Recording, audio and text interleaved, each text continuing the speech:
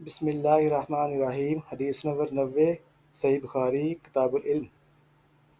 ایک شخص حزم بن ابی کعب نے رسول اللہ کی خدمت میں آ کر عرض کیا،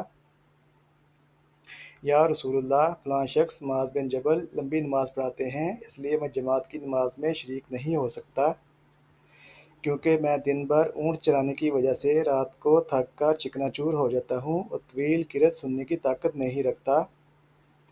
ابو مسعود راوی کہتے ہیں کہ اس دن سے زیادہ میں نے کبھی رسول اللہ صلی اللہ علیہ وآلہ وسلم کو وعظ کے دوران اتنا غضبناک نہیں دیکھا۔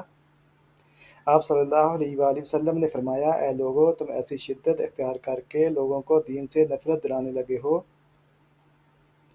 سن لو، جو شخص لوگوں کو نماز پڑھائے تو ہلکی پڑھائے، کیونکہ ان میں بیمار، کمزور، حاجت والے سبھی قسم کے لوگ ہوتے ہیں۔ اہم اسباق: دین میں آسانی ہے، شریعت کا مقصد سہولت ہے، نہ کہ لوگوں پر بوجھ ڈالنا۔